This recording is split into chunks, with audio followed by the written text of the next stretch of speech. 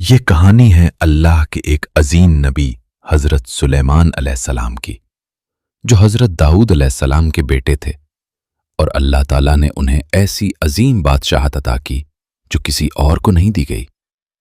ہوا ان کے حکم کی پابند تھی اور وہ لمحوں میں مہینوں کا سفر طے کر لیتے تھے۔ جنات ان کے حکم پر محلات بناتے اور سمندر سے خزانے نکالتے تھے، اور وہ جانوروں کی زبان بھی سمجھتے تھے۔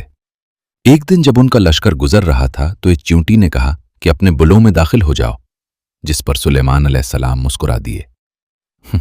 ان کے لشکر میں پرندے بھی شامل تھے۔ ایک موقع پر انہوں نے ہدہد کو غائب پایا اور فرمایا کہ اگر وہ ٹھوس دلیل نہ لایا تو اسے سزا دی جائے گی۔ پھر ہدہد واپس آیا اور اس نے ایک ایسی قوم کی خبر دی جہاں ایک عورت حکمران تھی اور وہ سورج کی عبادت کرتے تھے۔ یہ ملکہ بلقیس تھی۔ حضرت سلیمان علیہ السلام نے اسے خط بھیجا کہ اللہ کے نام سے سرکشی نہ کرو اور مسلمان ہو جاؤ۔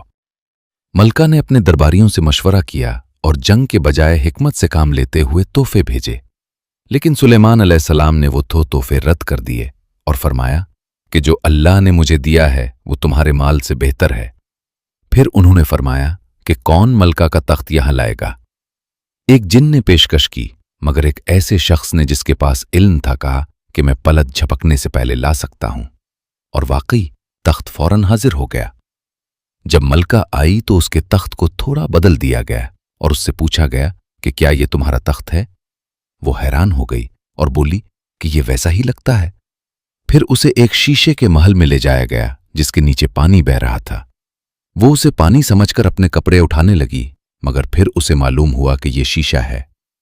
یہ سب دیکھ کر ملکہ بلقیس نے کہا کہ میں نے اپنے آپ پر ظلم کیا اور میں سلیمان کے ساتھ اللہ پر ایمان لاتی ہوں۔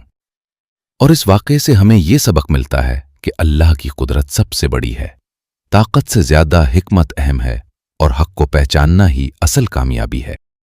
ایسی دلچسپ تاریخی کہانیاں دیکھنے کے لیے دیکھتے رہیں تاریخ 360۔